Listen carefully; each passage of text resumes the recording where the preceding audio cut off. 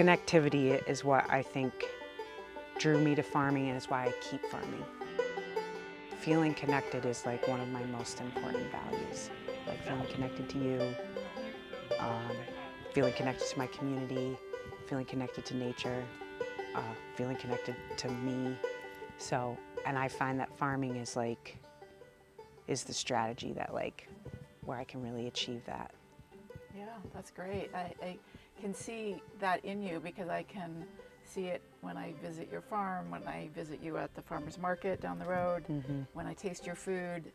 I believe there's always an energetic through line that comes all the way into the consumer, the eater. And as a woman, I do a lot of nurturing of others. And as a mom, as a wife, as a friend, and I need nurturing myself. And I need to seek it out in the people that I interact with on this very, very basic level of feeding myself and my family. So I don't feel like I always have as many choices. There's plenty of times when I wish I could just pick up some prepared food somewhere at a supermarket, but I just can't because it'll give me the calories I need, but it won't nourish other parts of me. And so whenever I think it's a good strategy, I wind up feeling undernourished at the end of it. Totally.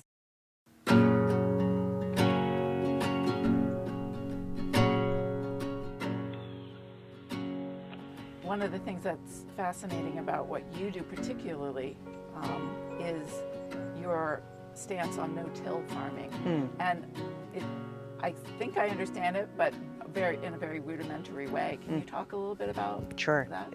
There's a lot of variant in what no-till means. Big dairy and big farm industry, no-till actually means a lot of use of pesticides. Because then they don't have to? Right, so there's a great benefit to not over-tilling the soil. I mean, the Dust Bowl, and that was all from over-cultivation, over-tilling. So in big farming, big corporate farming, no-till, it does reduce soil erosion, and there are benefits from not tilling the soil over and over, but in order to achieve that, they have to use Roundup, a lot of pesticides to deal with the weeds, because they're not tilling and tilling as often. But for me, on a small scale, what it means is it means very little machinery goes into the field. So in our initial breaking of the sod or breaking ground, we do bring in a plow and disc and rototill. But then once that initial tillage is done, I try not to do any more. And for me, that literally means no tilling at all. So what I try to do is we use plastic tarps to hold beds in place for when we're ready to plant them. So weeds don't grow there. We can pull the tarp back, and we use hand tools. We use a broad fork to aerate the soil, and then basically rakes and hoes to care for it from that point forward.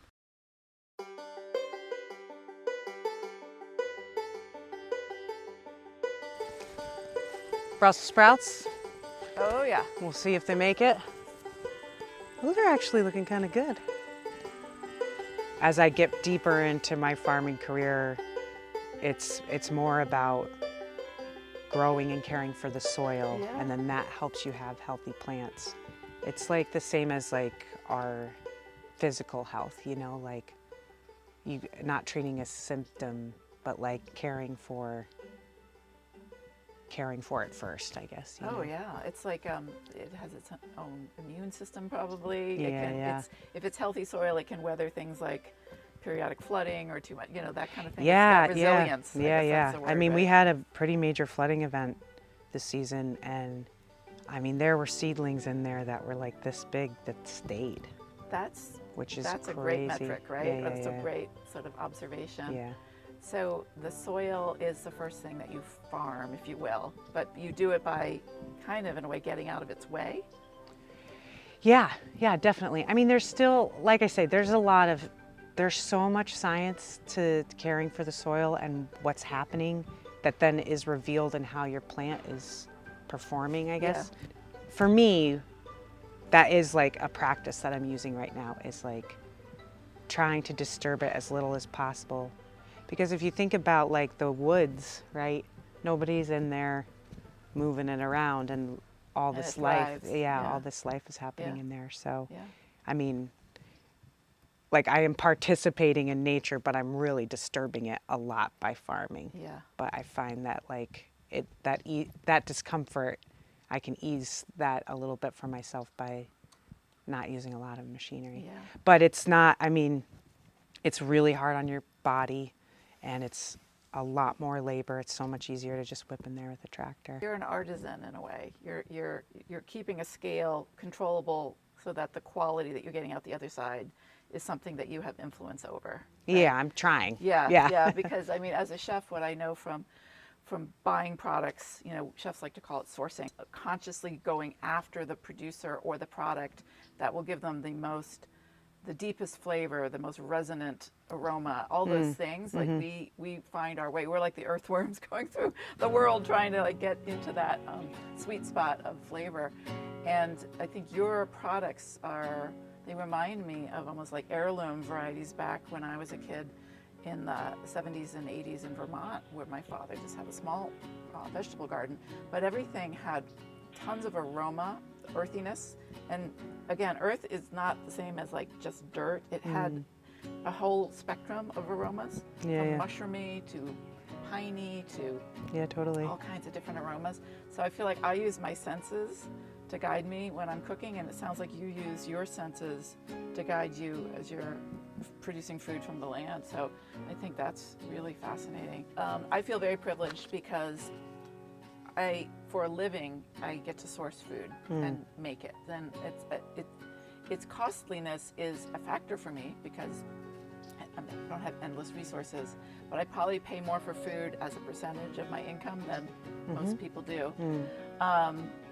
And I'm just wondering, have you given any thought to scaling larger? You know? I mean, as far as scaling up, I have found, I think, what could be a sweet spot as far as, because like I was saying earlier about like the way connection's so important to me. If my farm gets too much bigger, then I'm just managing a bunch of stuff and I'm not being connected to my customers or my CSA members or, the people I work with. So I don't want to get bigger. It is a very fine line of if it supports me enough. Yeah.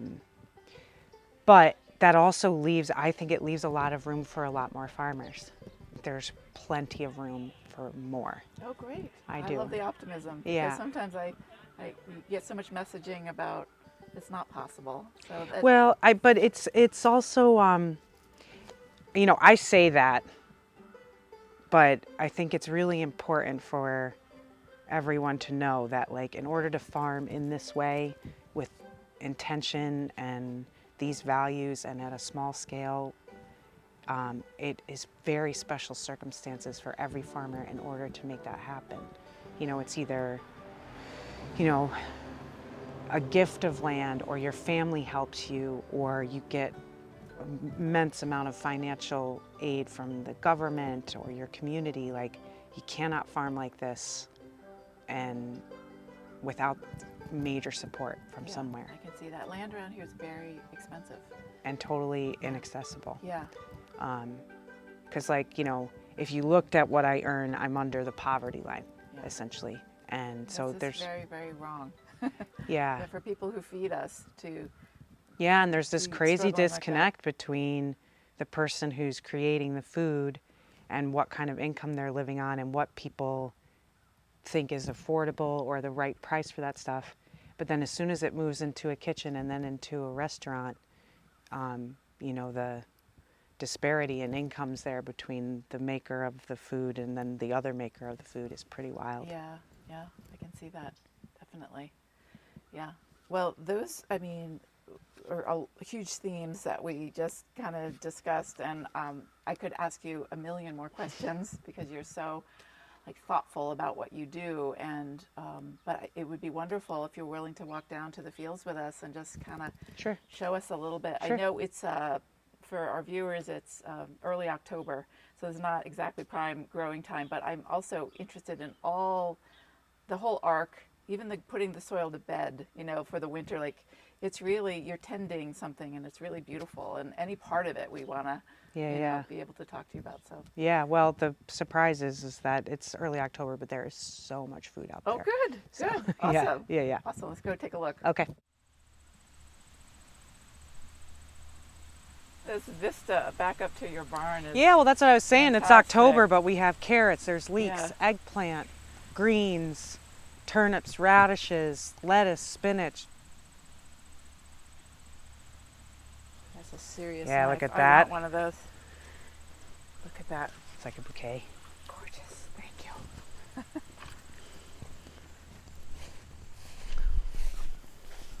To the kale.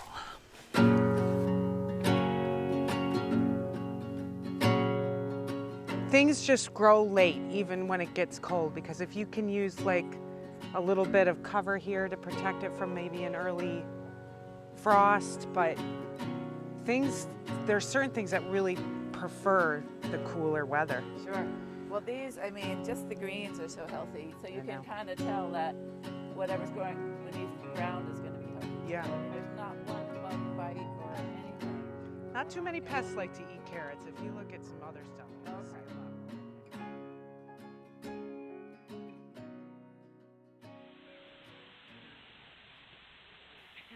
So it was amazing to see Molly pull these celery roots right out of the ground while we were visiting her at the farm.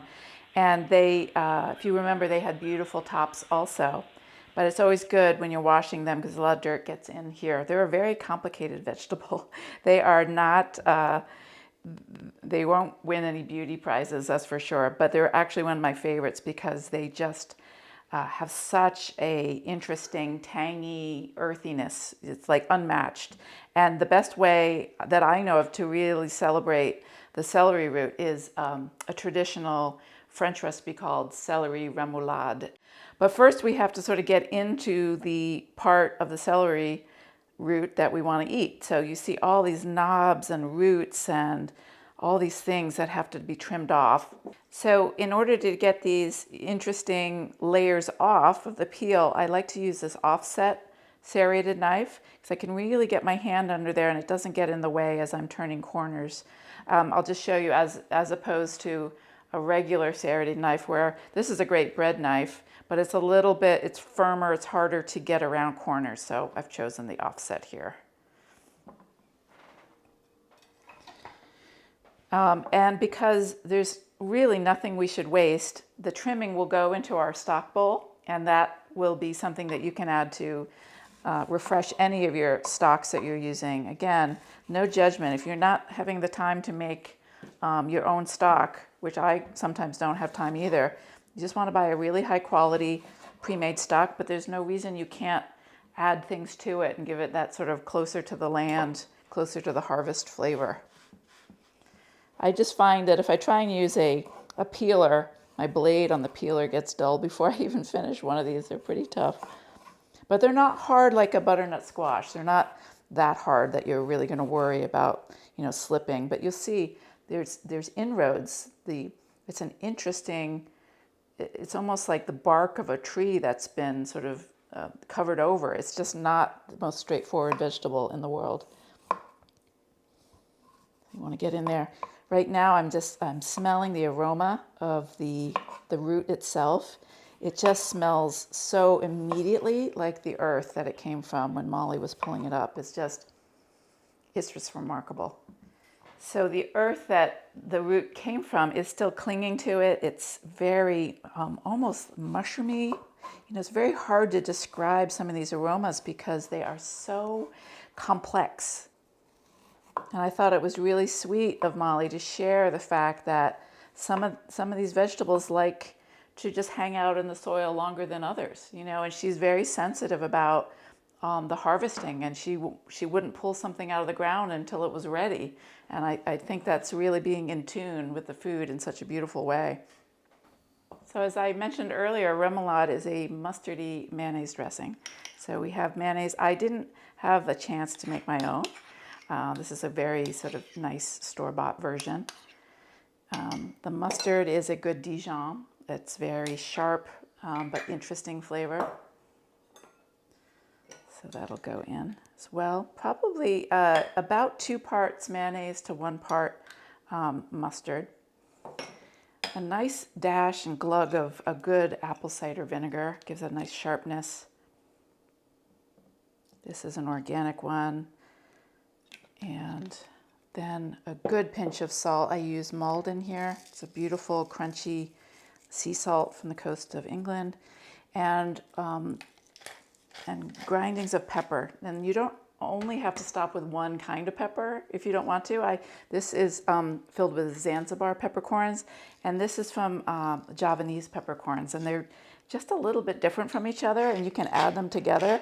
The Javanese pepper has a little bit more of a allspice kind of back note, and I've always found the Zanzibar pepper is a little more traditional, what people expect from a peppercorn, with a faint bit of sort of anise back notes. I love them both, and I don't always use both of them, but I think in this case they'll be really nice with the apple. And once I pour this over here, you want to let this sit for a couple of hours before you enjoy it, because it really takes that long for the dressing to sort of permeate the root vegetable. But you can see how pretty it is. The mustard gives it a beautiful golden hue, and it's just really, you can smell all the ingredients, because the mustard, as strong as it is not going to overwhelm the celery root. It's just too much of its own self. Celery root remoulade is most probably well known as an accompaniment to a good pâté, but I don't often have one on hand, so I just think it's a great condiment for any roast meats. It's beautiful with a roast pork. It's beautiful with any charcuterie that you have. It's just something, it's a palate cleanser. It really just sets up your palate for the next bite.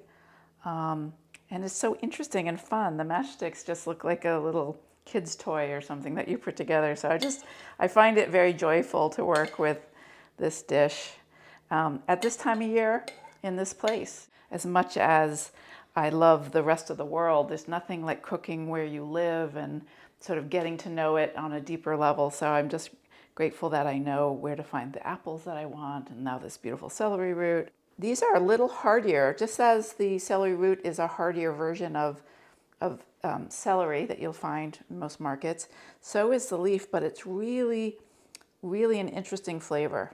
So again, I like to tuck a few in, but then let's do it a little, what's called a chiffonade, where you roll up a leafy green and you kind of roll it into a cylinder, and then use the tip of your knife to do very thin ribbon cuts. And it's always more sort of respectful to the herb to not chop it, because a lot of times you'll lose a lot of juices. But you'll see on my cutting board, I didn't lose anything. It's all there. And this just picks up the color a little bit. So we have this beautiful celadon green background, and you know, we eat with our eyes first. So it's really fun to take something that was so sort of knobbly and ugly, and in a very few steps we refined it into something really beautiful and traditional. It ties back to, you know, hundreds if not thousands of years of the culinary arts. So it's really, really beautiful to be able to celebrate that today with you. Ooh, look at how juicy it is. That snap. I like to squirch water. It's amazing. So the last preparation I want to share with you that Molly grew are these beautiful Romano beans. You could eat them raw. They're absolutely that sweet and incredibly crisp. You know, you saw her just snap one in half and enjoy it. But I want to add a little more layer of flavor, and it gives me an opportunity to share with you a technique that I learned way back in cooking school, which was a while ago, but it's not commonly known or spoken about. It's called étuvéé, and it really, what it means is a sort of steaming of something in its own juices. So that's what we're going to do. We're going to start with just a touch of pumpkin seed oil. This is an organic New York State pumpkin seed oil.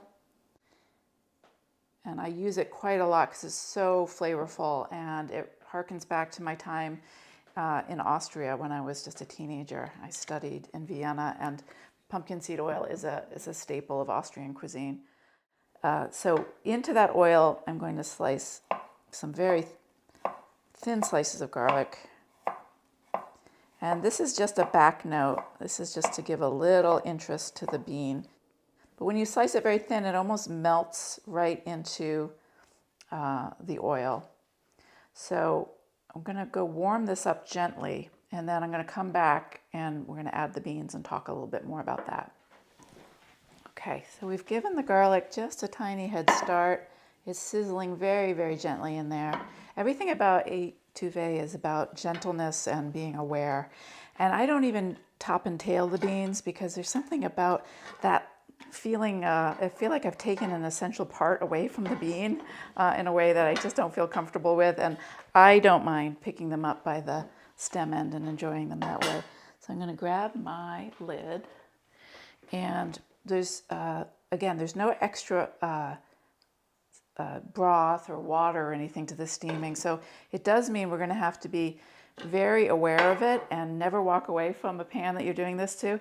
We're going to go back to the stove and just let the moisture from the beans cook themselves, because that way we're going to have all that flavor. Nothing's going to be lost. Nothing's going to be tipped out or left in the pan. So we're going to go back, étouffee them very gently, and then come back and plate them up. Okay, so now we see how we did. And all the aromas are in there. The garlic got just ever so slightly toasted, which is its own amazing flavor. So we're going to slide these beautiful beans out onto our plate.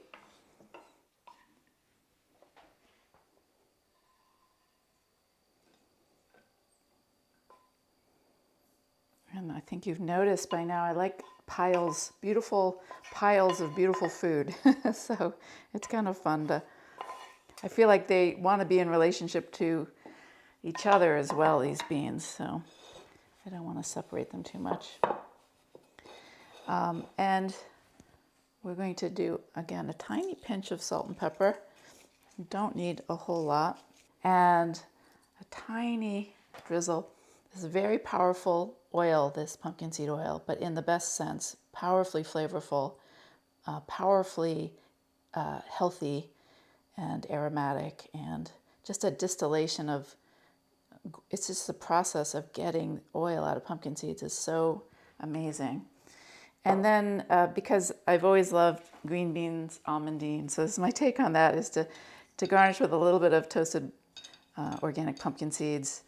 And so you get a lot of different textures. You get sort of the soft creaminess of the beans, and then you get the little crunch of the pumpkin seeds garnish. So this is our Romano beans with pumpkin seeds and toasted garlic.